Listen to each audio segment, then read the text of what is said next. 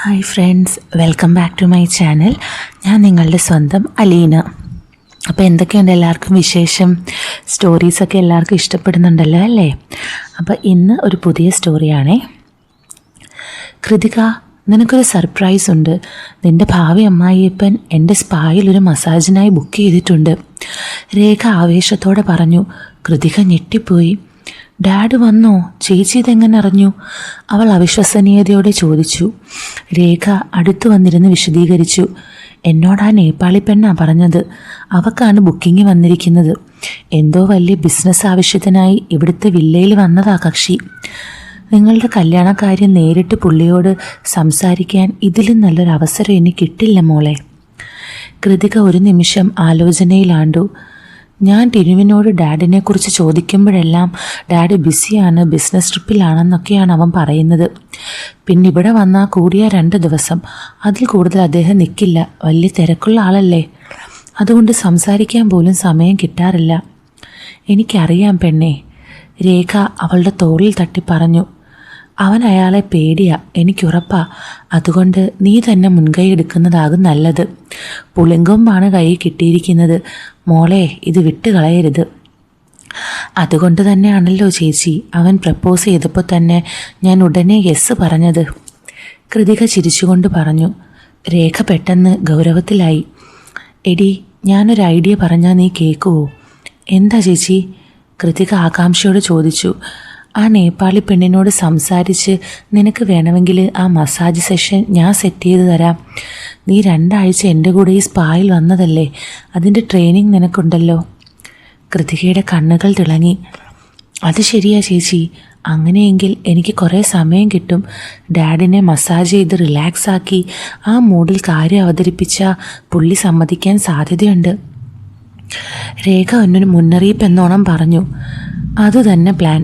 പക്ഷേ ഒരു ചൂടൻ ടൈപ്പാണ് ആള്. പുള്ളിക്ക് മസാജ് ഇഷ്ടപ്പെട്ടില്ലെങ്കിലോ മറ്റോ സ്പായിൽ പരാതി പറഞ്ഞാൽ ഞങ്ങളുടെ പണി പോയി കിട്ടും.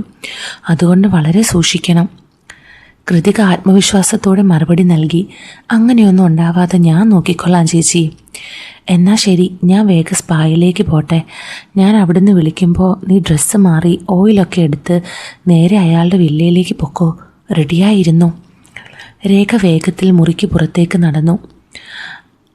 ആ മീറ്റിന് മുമ്പായി കൃതിക അതീവ ശ്രദ്ധയോടെയാണ് ഒരുങ്ങിയത്. അവളുടെ ഓരോ ചലനത്തിലും ഒരു തരം ആകാംക്ഷയും ആത്മവിശ്വാസവും നിറഞ്ഞു നിന്നു. ആദ്യം ആ താണു 10 അവൾ ആവി പറക്കുന്ന ചൂടുവെള്ളത്തിൽ ഒന്ന് കുളിച്ചു.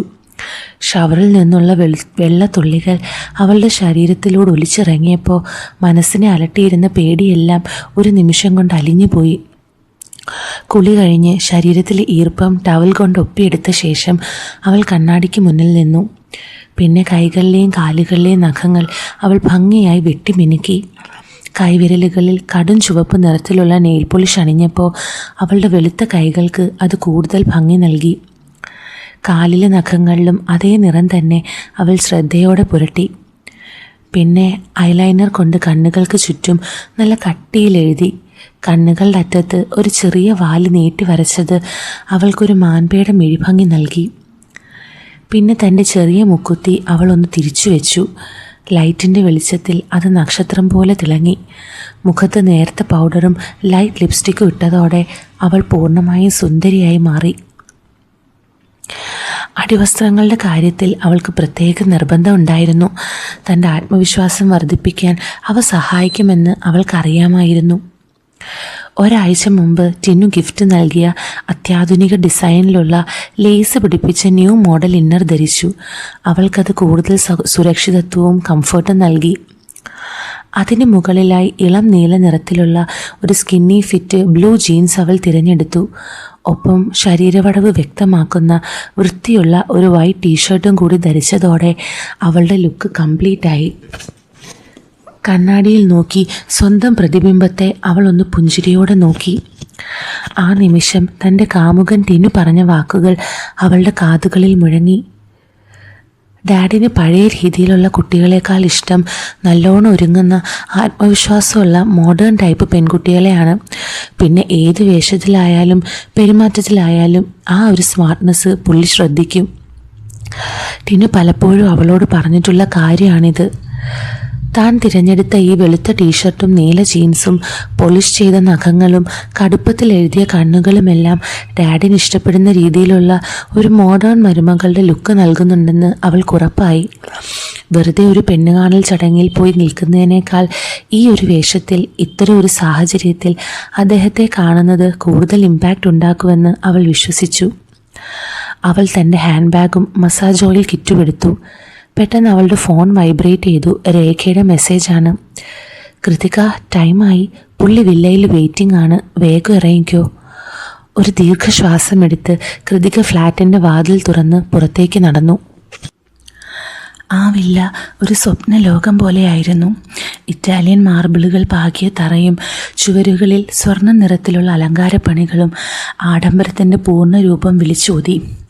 വിശാലമായ ഹാളിൻ്റെ ഒരറ്റത്ത് ഗ്ലാസ് വാതിലുകൾക്കപ്പുറം നീല വെളിച്ചത്തിൽ തിളങ്ങുന്ന സ്വിമ്മിംഗ് പൂൾ. മുറിക്കുള്ളിൽ ചന്ദനത്തിരിയുടെയും വില കൂടിയ പെർഫ്യൂമിൻ്റെയും ഗന്ധം കലർന്നു നിന്നു. ഹാളിൻ്റെ മധ്യത്തിലായി കിടക്കുന്ന വലിയ കൗച്ചിൽ സാഗർ ഇരിക്കുകയായിരുന്നു.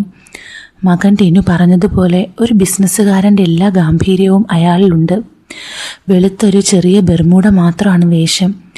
ജിമ്മിൽ പോയി ഉറപ്പിച്ചെടുത്ത ശരീരം, നെഞ്ചിലെ രോമക്കാടുകളും കൈകളിലെ മസിൽസും അയാളുടെ പൗരുഷം വിളിച്ചോതുന്നു. കയ്യിലിരുന്ന ഗ്ലാസ്സിലെ സ്കോച്ച് വിസ്കിയിൽ ഐസ് ക്യൂബുകൾ തമ്മിൽ മുട്ടി നേർത്ത ശബ്ദമുണ്ടാക്കി. ഓരോ സിപ്പും എടുക്കുമ്പോൾ അയാൾ ആ മുറിയിലെ നിശബ്ദത ആസ്വദിക്കുകയായിരുന്നു. പെട്ടെന്നാണ് ആ നിശബ്ദതയെ ഭേദിച്ചുകൊണ്ട് കോളിംഗ് ബെല്ല് മുഴങ്ങിയത്. മസാജിനുള്ള പെൺകുട്ടി എത്തിയെന്നുറപ്പിച്ച സാഗർ ഗ്ലാസ് മേശപ്പുറത്തേക്ക് വെച്ച് പതുക്കെ എഴുന്നേറ്റ് വാതിലിലേക്ക് നടന്നു. സാഗർ വാതിൽ തുറന്നതും കണ്ടത് താൻ പ്രതീക്ഷിച്ച ആ നേപ്പാളി പെൺകുട്ടിയല്ല. മുന്നിൽ നിൽക്കുന്നത് ആറ്റൻ ചരക്കായ മറ്റൊരു പെൺകുട്ടി, കൃതിക. അയാളുടെ കണ്ണുകൾ വിടർന്നു. ഒരു നിമിഷം അയാൾ ശ്വാസം പിടിച്ച് നിന്നുപോയി. അയാളുടെ കണ്ണുകൾ അവളുടെ ശരീരത്തിലൂടെ ഇഴഞ്ഞു കയറി. ആ ഇടുങ്ങിയ വൈറ്റ് ടീഷർട്ടിനുള്ളിൽ ശ്വാസം മുട്ടി നിൽക്കുന്ന അവളുടെ അതിൻ്റെ ആ പുഷ്ടി അയാളെ അമ്പരിപ്പിച്ചു. ടീഷർട്ടിൻ്റെ നേർത്ത തുണിക്കിടയിലൂടെ അവളുടെ മേനി വടിവ് വ്യക്തമായിരുന്നു. അവളുടെ അരയന്ന അരക്കെട്ടും അതിൽ താഴെ നീല ജീൻസിനുള്ളിൽ മുറുകി നിൽക്കുന്ന കൊഴുത്ത പിന്നഴകും സാഗറിൻ്റെ ഉള്ളിൽ ഒരു തരം കാമത്തിൻ്റെ കനൽ കോരിയിട്ടു. ആ ജീൻസ് അവളുടെ തുടകളോട് അത്രമേൽ ഒട്ടി നിന്നിരുന്നു. കറുത്ത മഷി എഴുതിയ കണ്ണുകളും മൂക്കിലെ ചെറിയ കല്ലുവെച്ച മുക്കുത്തിയും തക്കാളി ചുണ്ടുകളും അവളെ ഒരു അപ്സരസിനെ പോലെ തോന്നിപ്പിച്ചു. സാഗറിൻ്റെ നോട്ടം അവളുടെ മുഖത്ത് നിന്നും വീണ്ടും മാറി പലയിടത്തിലേക്കും സഞ്ചരിച്ചു. തൻ്റെ മകൻ്റെ കാമുകിയാണ് മുന്നിൽ നിൽക്കുന്നതെന്നറിയാതെ ആ നിമിഷം അയാളിലെ പുരുഷൻ അവളുടെ ലാവണ്യത്തിൽ മയങ്ങിപ്പോയിരുന്നു. നീ? അയാളുടെ ശബ്ദത്തിൽ ഒരു തരം ഇടർച്ചയുണ്ടായിരുന്നു. കൃതിക തൻ്റെ കയ്യിലുള്ള ഓയിൽ കിറ്റ് മുറുക്കി പിടിച്ചു. അയാളുടെ കണ്ണുകളിലെ ആ നോട്ടം അവൾ ശ്രദ്ധിച്ചു. അത് ഭയത്തേക്കാൾ ഉപരി അവൾക്കൊരു തരം ആത്മവിശ്വാസമാണ് നൽകിയത്. തൻ്റെ സൗന്ദര്യം അയാളെ കീഴ്പ്പെടുത്തി കഴിഞ്ഞു എന്നവൾക്ക് മനസ്സിലായി. സർ, മസാജിനായി വന്നതാ, അവൾ വിനയത്തോടെ എന്നാൽ അണുപ്പം ചിണുങ്ങി പറഞ്ഞു. ഓ ഗുഡ്, മലയാളിയാണോ? എന്താ പേര്? സാഗർ തൻ്റെ കയ്യിലെ മധ്യ ഗ്ലാസ് ചുണ്ടോടടുപ്പിച്ചുകൊണ്ട് ചോദിച്ചു. അയാളുടെ നോട്ടം അവളുടെ വൈറ്റ് ടീഷർട്ടിനുള്ളിലേക്കായിരുന്നു. കൃതിക, അവൾ പതിഞ്ഞ സ്വരത്തിൽ മറുപടി നൽകി. Nice name and beautiful. അവളുടെ മുഖത്തെ മൂക്കുത്തിയിലേക്ക് നോക്കി അയാൾ അല്പം കുസൃതിയോടെ പറഞ്ഞു. Thanks sir. കൃതിക ഒരു ചെറു പുഞ്ചിരിയോടെ തല താഴ്ത്തി. ആ നിൽപ്പ് തൻ്റെ വിനയത്തെ സാഗറിന് കൂടുതൽ വ്യക്തമായി കാട്ടിക്കൊടുക്കുമെന്ന് അവൾക്കറിയാമായിരുന്നു. പെട്ടെന്ന് സാഗറിൻ്റെ മുഖത്ത് ഒരു സംശയം നിഴലിച്ചു. അവരെന്നെ സ്പായിലെ സ്റ്റാഫിൻ്റെ പേരും ഫോട്ടോസും ഒക്കെ കാണിച്ചിരുന്നു. ഞാനൊരു നേപ്പാളി പെണ്ണിനെയായിരുന്നു സെലക്ട് ചെയ്തത്. അവിടെ നിൻ്റെ ഫോട്ടോ കണ്ട ഓർമ്മയില്ലല്ലോ. കൃതിക ഒന്ന് പതറിയെങ്കിലും ഉടൻ തന്നെ സ്വയം നിയന്ത്രിച്ചു. സോറി സർ, അവർക്ക് ഇന്ന് രാവിലെ മുതൽ നല്ല പനിയാണ്, അതാ വരാത്തത്. അതുകൊണ്ട് മാനേജർ എന്നോട് വരാൻ പറഞ്ഞു. ഗുഡ്, സാഗർ ആവേശത്തോടെ പറഞ്ഞു. അയാൾ അവളെ തറപ്പിച്ചു നോക്കി. നേപ്പാളി പെൺകുട്ടി വരാത്തത് ഭാഗ്യമായെന്ന് സാഗർ മനസ്സിൽ ഉറപ്പിച്ചു. എന്തായാലും നന്നായി. ആ നേപ്പാളി പെണ്ണിനേക്കാൾ 10,000 മടങ്ങ് ചരക്കാണ് ഈ നിൽക്കുന്നത്. സാഗർ തൻ്റെ മനസ്സിനോട് പറഞ്ഞു. അവളുടെ അരക്കെട്ടിൻ്റെ ഭംഗിയും മറ്റിടങ്ങളിലെ കൊഴുപ്പും അയാളെ വല്ലാതെ വശീകരിച്ച് കഴിഞ്ഞിരുന്നു. ഒരു മസാജിനപ്പുറം എന്തൊക്കെയോ അയാളുടെ ചിന്തകളിൽ ഓടിമറഞ്ഞു. വാ, അകത്തേക്ക് വരൂ. സാഗർ അവളെ മുറിക്കുള്ളിലേക്ക് ക്ഷണിച്ചു. അവൾ അകത്തേക്ക് നടക്കുമ്പോൾ പിറകിൽ നിന്നും അവളുടെ ചന്തികളുടെ ചലനം നോക്കി സാഗർ ഒരു നിമിഷം നിന്നുപോയി. ടിനുവിൻ്റെ കാമുകിയാണെന്ന് സത്യം അറിയാതെ സാഗർ തൻ്റെ മുന്നിലുള്ള ആ സൗന്ദര്യത്തെ പൂർണ്ണമായി നുകരാൻ തയ്യാറെടുക്കുകയായിരുന്നു. സാഗർ തൻ്റെ കയ്യിലിരുന്ന ഗ്ലാസ്സിലെ മദ്യം ഒന്നുകൂടി ചുഴറ്റി കൃതികയെ നോക്കി കണ്ണിറുക്കി. അവളുടെ ഉടൽ വടിവുകളിലേക്ക് പടരുന്ന അയാളുടെ നോട്ടത്തിൽ വല്ലാത്തൊരു ലഹരിയുണ്ടായിരുന്നു. കൃതികയ്ക്കൊരു ഡ്രിങ്ക്സ് ഒഴിക്കട്ടെ, നല്ല ഒന്നാന്തര സ്കോച്ചാണ്, അയാൾ ക്ഷണിച്ചു. നോ സർ, ഞാൻ കഴിക്കില്ല, കൃതിക വിനയത്തോടെ നിരസിച്ചു.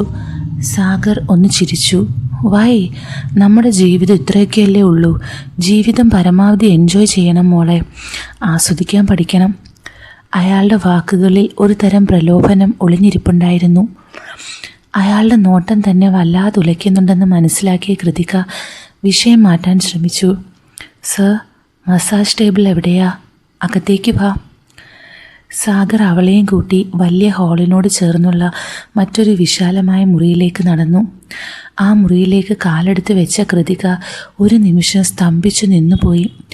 അതൊരു സാധാരണ മുറിയായിരുന്നില്ല.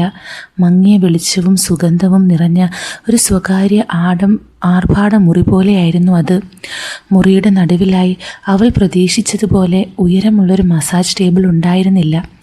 പകരം തറയിൽ വിരിച്ച നിലയിലുള്ള ഒരു ഫ്ലോർ മസാജ് മാട്രസ് ആയിരുന്നു അവിടെ ഉണ്ടായിരുന്നത്. ലെതർ കൊണ്ട് മൂടിയ ആ മെത്തയ്ക്ക് തറയിൽ നിന്നും വെറും 8 ഇഞ്ച് ഉയരം മാത്രമേ ഉണ്ടായിരുന്നുള്ളൂ. അത് മസാജ് ബെഡിനേക്കാൾ വീതിയുള്ളതും അതീവ മൃദുവുമായിരുന്നു. ഉയരമുള്ളൊരു ടേബിൾ ആയിരുന്നെങ്കിൽ അവൾക്ക് മസാജ് അരികിൽ നിന്ന് ചെയ്യാമായിരുന്നു. എന്നാൽ അതിൻ്റെ കുറവ് കണ്ടപ്പോൾ അവളുടെ ഉള്ളൊന്ന് പിടഞ്ഞു. ഇതിൻ്റെ നടുവിൽ അയാൾ മലർന്നു കിടന്നാൽ മസാജ് ചെയ്യാൻ അവൾക്ക് ആ മെത്തയിലേക്ക് കയറിയിരിക്കേണ്ടി വരും. തൻ്റെ ടൈറ്റ് ജീൻസും ടീഷർട്ടും ധരിച്ച് അയാളുടെ അടുത്തായി ബെഡിന് മുകളിൽ മുട്ടുകുത്തിയിരുന്ന് മസാജ് ചെയ്യുന്ന അവസ്ഥ അവൾ ഓർത്തു. അവളുടെ ശരീരവും തുടകളും അയാളുടെ ശരീരത്തോട് അത്രമേൽ അടുത്തിരിക്കേണ്ടി വരും. സാഗറിൻ്റെ നോട്ടം ഇപ്പോൾ അവളുടെ പരിഭ്രമ മുഖത്തിലേക്കായിരുന്നു. ഇവിടെയാണ്, ഇവിടെ കിടന്നാലേ എനിക്കൊരു സുഖം കിട്ടൂ, സാഗർ കുസൃതിയോടെ പറഞ്ഞു.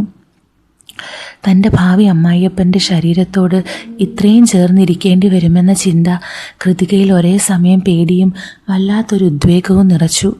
പക്ഷെ ഇനി പിന്മാറാൻ കഴിയില്ല. അവൾ തൻ്റെ കയ്യിലിരുന്ന ഓയിൽ കുപ്പി മുറുക്കി പിടിച്ചുകൊണ്ട് ആ മെത്തയ്ക്കരികിലേക്ക് നീങ്ങി. സാഗർ പതുക്കെ ആ വെള്ള ലെതർ മെത്തയിലേക്ക് കയറി കിടന്നുകൊണ്ട് തൻ്റെ ശരീരം ചായ്ച്ചു. 8 ഇഞ്ച് കനമുണ്ടായിരുന്ന ആ ബെഡ് അയാളുടെ ഉറച്ച ശരീരഭാഗം താങ്ങാനാവാതെ താഴേക്കമർന്നു. ആ മെത്തയുടെ മുകൾ ഭാഗം ഒരു പ്രത്യേക തരം വൈറ്റ് ലെതർ ഫിനിഷായിരുന്നു. ഒട്ടും പരുക്കനല്ലാത്ത വെണ്ണ പോലെ മിനുസമുള്ള പ്രതലം. അതിൽ ഓയിൽ വീണാൽ വഴുതി കളിക്കുമെന്ന് കൃതികയ്ക്ക് ഒറ്റ നോട്ടത്തിൽ തന്നെ മനസ്സിലായി. സാഗർ നിവർന്നു കിടന്നുകൊണ്ട് കണ്ണുകൾ അടച്ചു. തുടങ്ങിക്കോ, അയാൾ താഴ്ന്ന സ്വരത്തിൽ പറഞ്ഞു. കൃതിക ശ്വാസം അടക്കി പിടിച്ച് ആ മെത്തയിലേക്ക് കാലെടുത്ത് വെച്ചു. അവൾ പതുക്കെ മുട്ടുകുത്തി അയാളുടെ ഇടുപ്പിനടുത്തായിരുന്നു. എന്നാൽ അവൾ ധരിച്ചിരുന്ന ആ സ്കിന്നി ഫിറ്റ് ബ്ലൂ ജീൻസ് വല്ലാതെ ടൈറ്റായിരുന്നു. മുട്ടുകുത്തിയിരുന്നപ്പോൾ ജീൻസ് അവളുടെ തുടകളിലും ബാക്കിലും വല്ലാതെ മുറുകി. അവളുടെ ഓരോ ചലനവും ബുദ്ധിമുട്ടേറിയതായി മാറി. വസ്ത്രം ശരീരത്തോട് അത്രമേൽ ഒട്ടി നിൽക്കുന്നത് അവൾക്ക് വല്ലാത്തൊരു അസ്വസ്ഥത നൽകി. അവൾ പതുക്കെ തൻ്റെ ബാഗിൽ നിന്നും മസാജ് ഓയിൽ കുപ്പി പുറത്തെടുത്തു.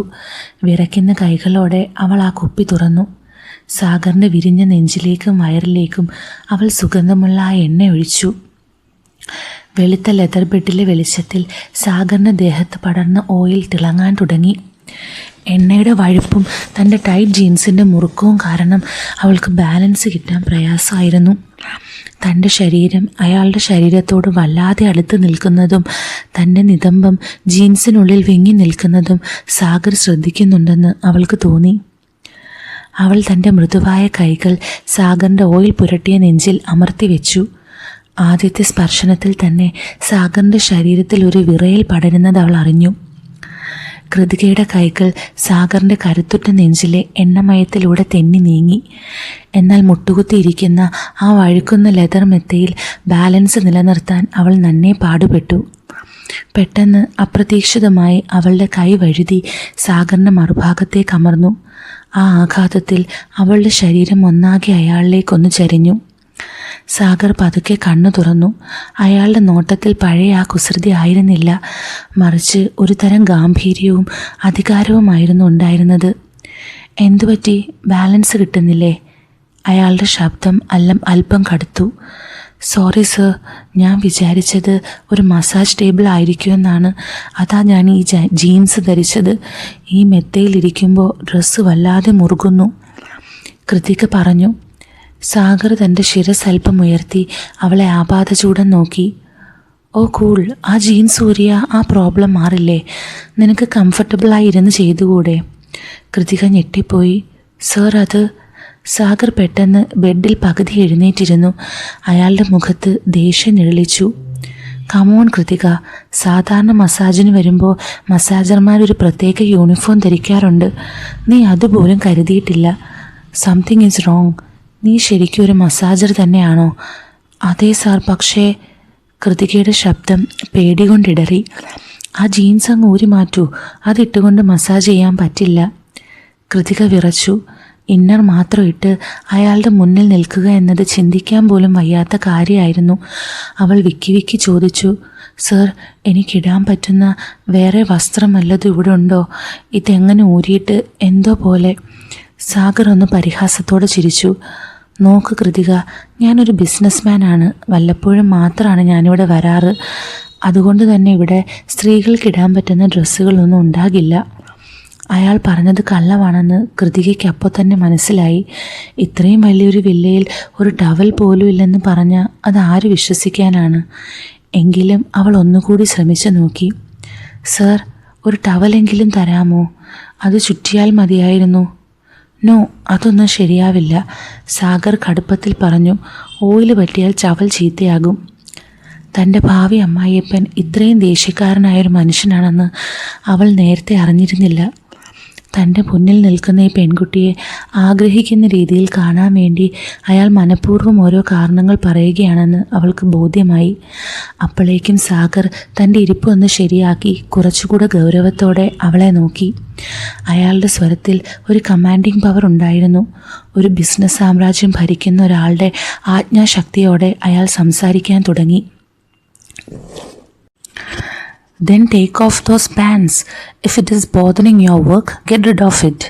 I have paid for a professional service, not for some amateur struggling with her outfit. Be professional, Kritika. അയാളുടെ ആ ഇംഗ്ലീഷ് ശൈലിയിലുള്ള പരുക്കൻ സംസാരം കേട്ടപ്പോൾ കൃതികയുടെ ഉള്ളൊന്ന് പിടഞ്ഞു. അവൾ വിചാരിച്ചതുപോലെ അല്ല കാര്യങ്ങൾ നീങ്ങുന്നത്. സ്നേഹത്തോടെ സംസാരിച്ച് കാര്യങ്ങൾ അവതരിപ്പിക്കാമെന്ന അവളുടെ കണക്കുകൂട്ടലുകൾ തെറ്റി. തൻ്റെ ഭാവി അമ്മായിയപ്പൻ്റെ മുന്നിൽ ഞെട്ടി വിറച്ചുകൊണ്ട് വല്ലാതെ തളർന്നവളിരുന്നു. അയാളുടെ കണ്ണുകളിൽ ഇപ്പോൾ ഒരു ദേഷ്യക്കാരനായ ക്ലയൻറ്റിൻ്റെ കാർക്കശ്യമുണ്ട്. ആ അധികാരത്തിന് മുന്നിൽ എന്ത് ചെയ്യണമെന്നറിയാതെ അവൾ ഒരു നിമിഷം ഉരുകിപ്പോയി. ഇപ്പോൾ കല്യാണക്കാര്യം പറഞ്ഞാൽ എല്ലാം കുളമാകുമെന്ന് അവൾക്കുറപ്പായി. അയാളുടെ ദേഷ്യം മാറ്റണമെങ്കിൽ അയാൾ പറയുന്ന അനുസരിക്കുകയല്ലാതെ വേറെ വഴിയില്ലെന്ന് അവൾക്ക് തോന്നി. സർ, ഐ ആം സോറി, അവൾ വിറയ്ക്കുന്ന ശബ്ദത്തിൽ പറഞ്ഞു. Don't just say sorry. ആ ജീൻസ് കാരണം നിനക്ക് മൂവ് ചെയ്യാൻ പറ്റുന്നില്ലെങ്കിൽ അത് മാറ്റൂ. I want A good massage, that's it, Sagar വീണ്ടും കൽപ്പിച്ചു. സാഗറിൻ്റെ ദേഷ്യത്തോടെയുള്ള വാക്കുകൾക്ക് മുന്നിൽ മറ്റൊരു വഴിയില്ലാതെ കൃതിക വിറയ്ക്കുന്ന കൈകളോടെ തൻ്റെ ജീൻസിൻ്റെ ബട്ടണിൽ പിടിച്ചു. ആ മുറിയിൽ എയർ കണ്ടീഷൻ തണുപ്പിലും അവൾ വിയർക്കുന്നുണ്ടായിരുന്നു. അവൾ പതിയെ ജീൻസിൻ്റെ സിപ്പ് താഴ്ത്തി. ആ ശബ്ദം ആ നിശബ്ദമായ മുറിയിൽ വ്യക്തമായി കേൾക്കാമായിരുന്നു. ശ്വാസം അടക്കി പിടിച്ച് അവൾ ആ ടൈറ്റ് ജീൻസ് തൻ്റെ അരക്കെട്ടിലൂടെ താഴേക്ക് പതുക്കെ വലിച്ചു. ഓരോ ഇഞ്ചും താഴേക്ക് നീങ്ങും തോറും അവളുടെ വെളുത്തു കൊഴുത്ത തുടകൾ സാഗറിൻ്റെ കണ്ണുകൾക്ക് മുന്നിൽ തെളിഞ്ഞു നിന്നു. ജീൻസ് കാലുകളിൽ നിന്ന് പൂർണ്ണമായും മൂരി മാറ്റിയപ്പോൾ കറുത്ത ലേസ് പിടിപ്പിച്ച ആ ന്യൂ മോഡൽ ഷോർട്സിൽ വിങ്ങി നിൽക്കുന്ന അവളുടെ ശരീരഭംഗി സാഗറിനെ അമ്പരിപ്പിച്ചു. അവളുടെ കൊഴുത്ത കാലുകളും പിന്നിലെ പുഷ്ടിയും കണ്ടപ്പോൾ സാഗറിൻ്റെ ദേഷ്യം എവിടെയോ പോയി മറഞ്ഞു. പകരം അയാളുടെ ഉള്ളിൽ കാമത്തിൻ്റെ ഒരു വലിയ തിരമാല തന്നെ അടിച്ചു കയറി. അയാളുടെ കണ്ണുകൾ ഇപ്പോൾ കൃതികയുടെ മുഖത്തല്ല, മറിച്ച് അവളുടെ ആ കൊഴുത്ത ഉടലിലായിരുന്നു. അവളുടെ നഗ്നമായ തുടകളും ഇന്നറിൽ മുറുകി നിൽക്കുന്ന അതിൻ്റെ ആകാരഭംഗിയും കണ്ടപ്പോൾ അയാളുടെ ശ്വാസം വേഗത്തിലായി. ഒരു മസാജറിൽ നിന്നും ഇത്രയും ലാവണ്യമുള്ളൊരു രൂപം അയാൾ സ്വപ്നത്തിൽ പോലും പ്രതീക്ഷിച്ചിരുന്നില്ല. തൻ്റെ മുന്നിൽ ഈ രീതിയിൽ നിൽക്കുന്ന ഭാവി മരുമകളുടെ, അതയാൾക്കറിയില്ലെങ്കിലും ആ വശ്യമായ രൂപം കണ്ടതും സാഗറിൻ്റെ കൊമ്പൻ ഉണർന്നു. അയാളിൽ വന്ന മാറ്റങ്ങൾ കൃതികയ്ക്കും വ്യക്തമായി കാണാമായിരുന്നു. തൻ്റെ മുന്നിൽ വിറച്ചു നിൽക്കുന്ന ആ പെൺകുട്ടിയെ എങ്ങനെയും കിട്ടണമെന്ന മോഹം അയാളുടെ ഉള്ളിൽ പുകഞ്ഞു കയറി. മദ്യത്തിൻ്റെ ലഹരിയേക്കാൾ വലിയൊരു ലഹരി ആ ചരക്കിനെ നോക്കുമ്പോൾ സാഗറിന് അനുഭവപ്പെട്ടു.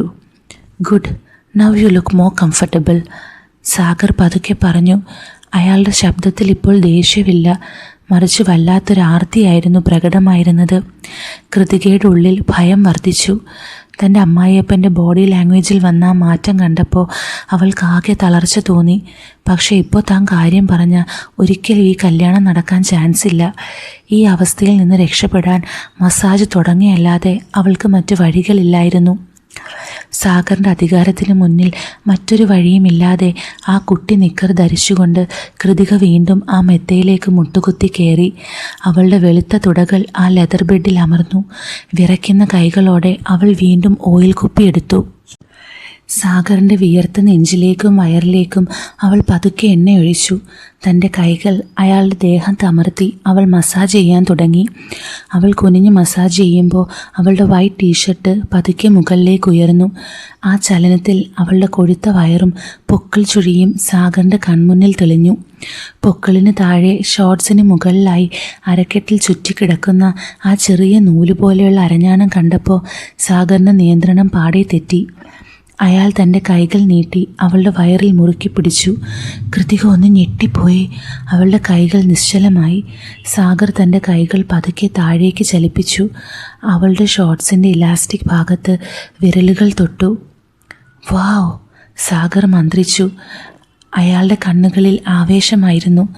കൃതിക, നിനക്കറിയാവോ, ഇതെൻ്റെ കമ്പനി ഡിസൈൻ ചെയ്തതാ. ഇതിൻ്റെ ലോഞ്ചിങ്ങിനായി വലിയ മോഡലുകളെ വെച്ച് ഞങ്ങൾ ഫോട്ടോഷൂട്ട് നടത്തിയിട്ടുണ്ട്. പക്ഷെ സത്യം പറയാം, ആ മോഡലുകളെക്കാളും എത്രയോ ഇരട്ടി ഭംഗിയുണ്ട് നീ ഇത് ധരിച്ചപ്പോൾ കാണാൻ. അയാൾ ഷോർട്സിൻ്റെ അരികുകളിലൂടെ വിരലൊടിച്ചു. ഇതിൻ്റെ ലേസ് വർക്ക് നോക്ക്, ഇത് സ്പെഷ്യൽ മെറ്റീരിയലാണ്. ഇത് ശരീരത്തോട് ചേർന്ന് നിൽക്കുന്ന രീതിയിലാണ് ഞങ്ങൾ പ്ലാൻ ചെയ്തത്. അയാൾ അതിൻ്റെ ഓരോ ഭാഗവും തൊട്ട് കാണിച്ചുകൊണ്ട് അതിൻ്റെ നിർമ്മാണത്തെക്കുറിച്ച് സ്കൂൾ മാഷ് ക്ലാസ് എടുക്കുന്ന പോലെ വിവരിക്കാൻ തുടങ്ങി. തൻ്റെ അമ്മായിയപ്പനാകാൻ പോകുന്ന ഒരാൾ തൻ്റെ അടിവസ്ത്രത്തെക്കുറിച്ച് ഇത്രയും വിശദമായി സംസാരിക്കുകയും അതിൽ സ്പർശിക്കുകയും ചെയ്യുന്നത് അവളെ മാനസികമായി തളർത്തി.